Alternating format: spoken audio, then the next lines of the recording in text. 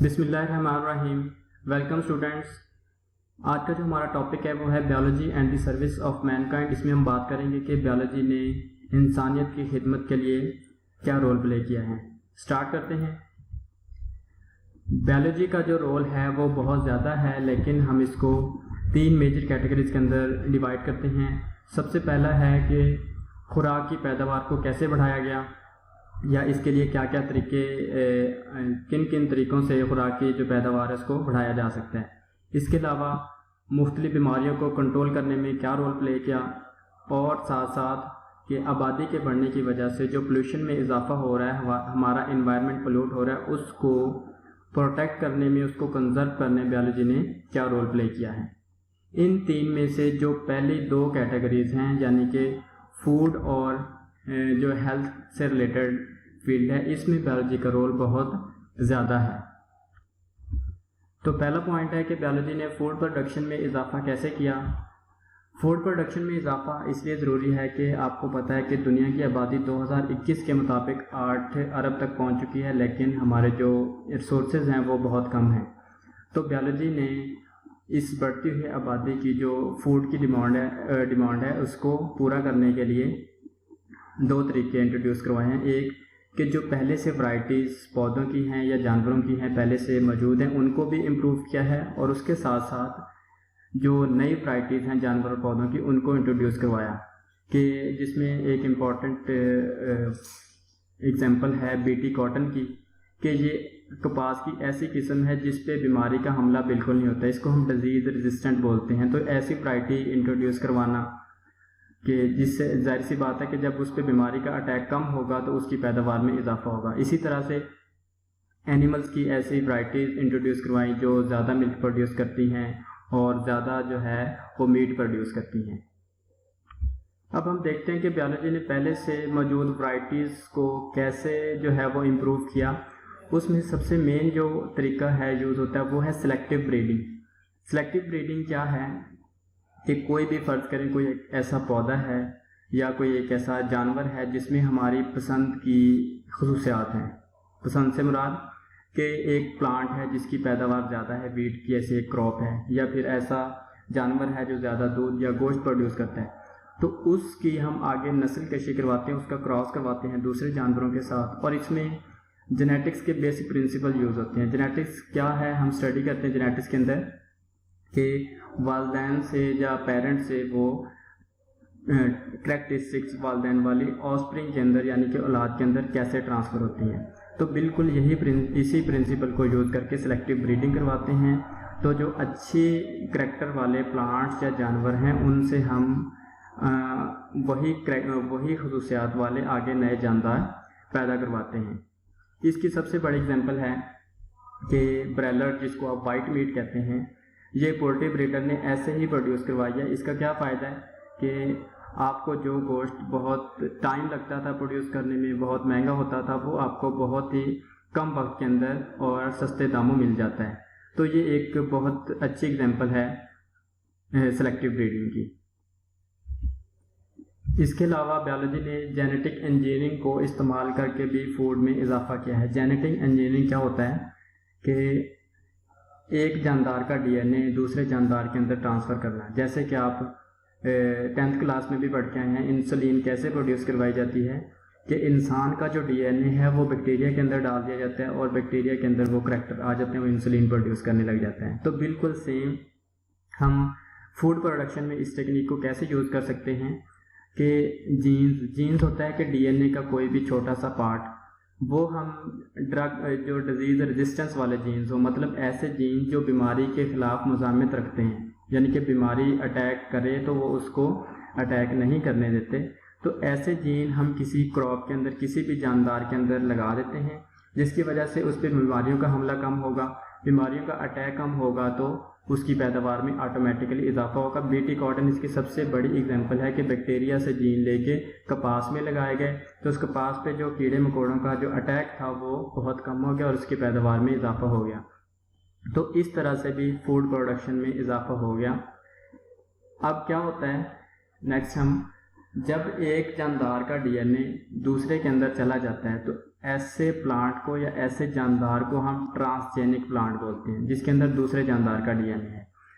अब जब अगर हमने एक जानदार ऐसा प्रोड्यूस कर लिया जिसके अंदर दूसरा डीएनए है, वो जो जानदार होगा उसके अंदर बहुत अच्छे करैक्टर होंगे, वो डिजीज़ के खिलाफ रेजिस्टेंट होगा, उसकी पैदावार ज़्यादा होगी। अब अगर ऐसा कर लेते हैं, एक जानदार प्रोड्यूस कर लेते हैं, तो हर बार तो ऐसा नहीं कर सकते कि उस जैसे हर बार नया डीएनए लें, नए प्लांट में ट्रांसफ़र करें। इस तरह तो बहुत जो है ना, एक तो टाइम टेकिंग है, बहुत ही एक्सपेंसिव, महंगा हो जाएगा ये तरीका। फिर हम क्या करते हैं कि जब एक प्लांट बन गया जिसको हम ट्रांसजेनिक प्लांट कह रहे हैं, तो उसकी कॉपियाँ तैयार कर लेते हैं। वो जो कॉपियाँ तैयार करने के लिए टेक्निक यूज़ होती है उसको हम क्लोनिंग बोलते हैं बायोलॉजी में। क्लोनिंग क्या है? एसेक्सुअल रिप्रोडक्शन का एक तरीका है जिसमें बिल्कुल जैसे एक प्लांट आपने तैयार किया उसकी कॉपियाँ तैयार हो जाएंगी। एसेक्सुअल रिप्रोडक्शन सिंपल क्या होती है? ऐसी रिप्रोडक्शन जिसके अंदर सिर्फ एक ही जानदार हिस्सा लेता है। सेक्सुअल रिप्रोडक्शन होती है जिसमें दो मुख्तलिफ जानदार मिलाप करते हैं, लेकिन एसेक्सुअल में सिर्फ सिंगल होगा। इसके सबसे बड़ी एग्जांपल है टिश्यू कल्चर टेक्निक। फर्ज करें कि ये हमारे पास एक प्लांट है जो हमने जेनेटिक इंजीनियरिंग से प्रोड्यूस करवाया। इसके अंदर हमारी मर्जी के जो भी करैक्टर हैं वो हमने इसमें इंट्रोड्यूस करवा दिए। इसकी हम कॉपियाँ तैयार करना चाहते हैं तो इसको टिश्यू कल्चर टेक्निक से वो करते हैं। टिश्यू कल्चर टेक्निक में सिंपल हम क्या करते हैं, उस प्लांट के छोटे छोटे टुकड़े कर लेते हैं, छोटे छोटे पार्ट्स में डिवाइड कर लेते हैं, हर पीस से नया प्लांट ग्रो करवा दिया जाता है। तो इस तरह से सिंपली एक से ज़्यादा प्लांट ग्रो करवाए जाते हैं और इसको हम कहते हैं टिश्यू कल्चर टेक्निक। इसके बाद हम देखते हैं कि बीमारियों को कंट्रोल करके फूड में इजाफा बायोलॉजी ने कैसे किया है। तो सबसे पहले तो जो भी कोई चीज़, चाहे वो कोई इंसेक्ट है, चाहे कोई वो फंजाई है, चाहे वो कोई जड़ी बूटी है, कोई भी चीज़ जो पौधे पे अटैक करके उसकी पैदावार को कम करती है ना, उसको हम पेस्ट बोलते हैं। तो वो फंजाई भी कोई भी जानदार हो सकता है, कोई भी हार्मफुल ऑर्गेनिज्म। तो इसके लिए हम क्या फिर करते हैं, इससे छुटकारा हासिल करने के लिए इंसेक्टिसाइड या फंजीसाइड, पेस्टिसाइड यूज़ करते हैं। पेस्टिसाइड होता है कि साइड का लफ्ज़ी मतलब होता है किल करना। तो उस पेस्ट को कंट्रोल करने के लिए जो दवाई, जो केमिकल हम यूज़ करते हैं वो पेस्टिसाइड यूज़ करते हैं।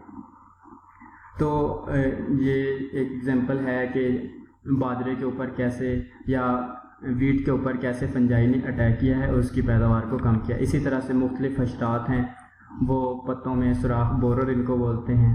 तो जाहिर सी बात है कि पत्ते जब नहीं होंगे तो फोटोसिंथेसिस नहीं होगी, फोटोसिंथेसिस नहीं होगी तो पैदावार में ऑटोमेटिकली कमी आएगी। तो इनको किल करने के लिए जो पेस्टिसाइड यूज़ हम करते हैं, इसका नुकसान क्या है? सबसे बड़ा नुकसान तो है कि इंसान के नुकसानदेह हैं। इंसान जब इनको स्प्रे करेगा, इनहेल करेगा तो उसके लिए नुकसान।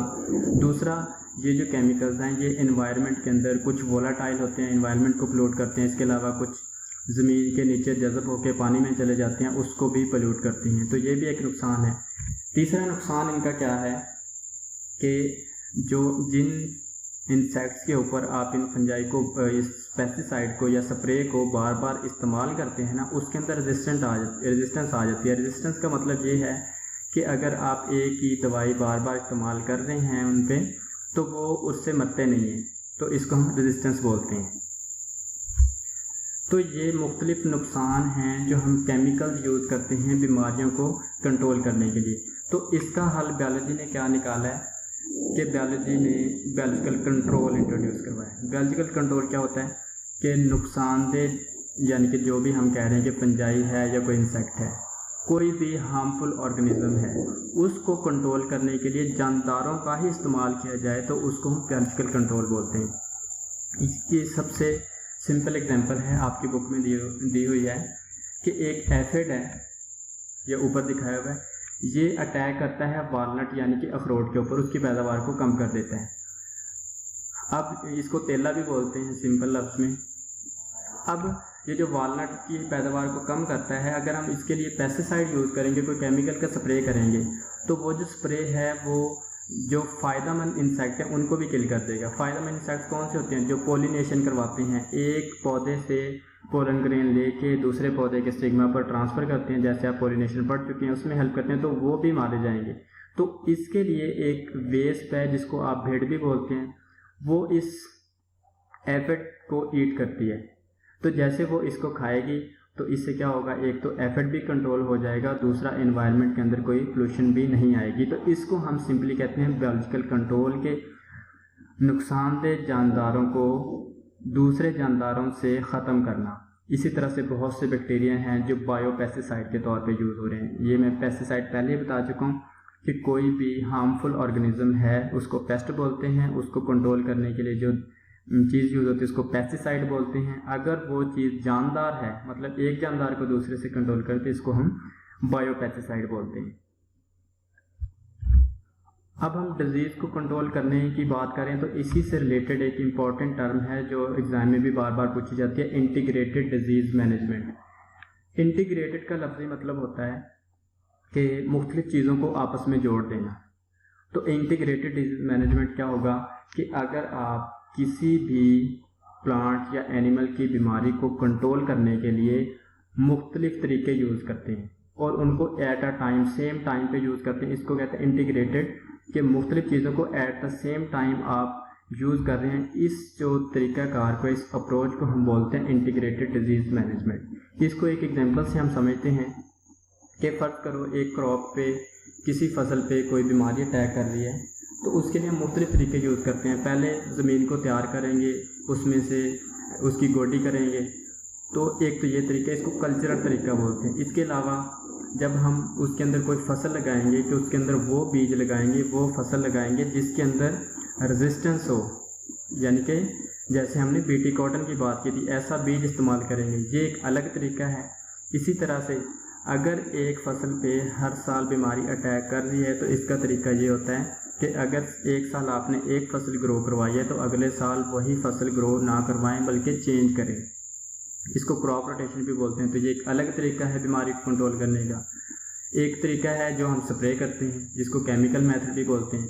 तो ये जो मुख्तलिफ तरीके हैं, अगर आप एट द सेम टाइम सारे तरीके इस्तेमाल करें तो इसको कहते हैं इंटीग्रेटेड डिजीज़ मैनेजमेंट।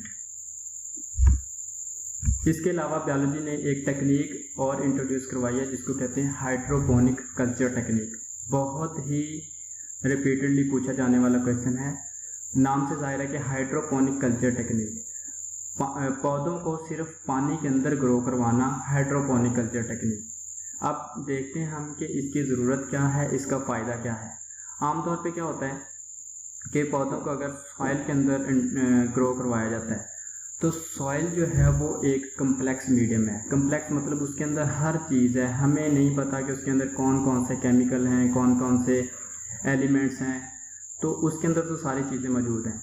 हम देखना ये चाहते हैं कि फ़र्ज़ करो कोई एक एलिमेंट है, जैसे हम पढ़ते हैं केमिस्ट्री में, आप लोग एलिमेंट्स पढ़ते हैं, नाइट्रोजन, फास्फोरस, पोटाशियम, सोडियम। इनकी कमी से पौधे पे क्या असर होता है, अगर हम ये देखना चाहते हैं तो अगर हम उसको सॉइल में ग्रो करवाएंगे तो इसका तो ये नुकसान होगा, हमें पता ही नहीं चलेगा कि पौधा सॉइल से कौन सा न्यूट्रिएंट एब्जॉर्ब कर रहा है, जज़ब कर रहा है, हमें नहीं पता चलेगा।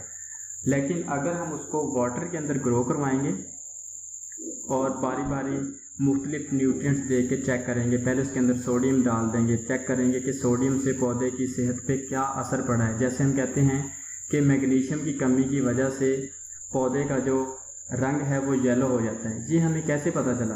ये हमें इसी टेक्निक से पता चलता है कि किसी भी एलिमेंट की पौधे के लिए क्या वैल्यू है, क्या अहमियत रखता है, ये चेक करने के लिए हम ये टेक्निक इस्तेमाल कर सकते हैं।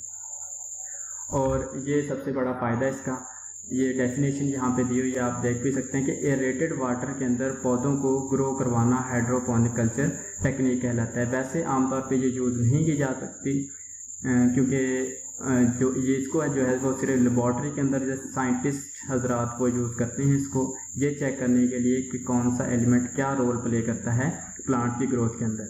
हाँ, इसको एक मकसद के लिए यूज़ किया जा सकता है कि जो एस्ट्रोनॉट्स हैं, जो खला में हैं, वो अगर सब्जियां ग्रो करवाना चाहते हैं तो वो इस टेक्निक को ज़रूर जो है वो यूज़ कर सकते हैं। तो ये अक्सर क्वेश्चन ऐसे ही पूछा जाता है कि what is hydroponic culture technique और इसकी इम्पोर्टेंस क्या है, तो आप इसमें ये बताएंगे। फूड प्रोडक्शन के बाद नेक्स्ट है फूड सेफ्टी।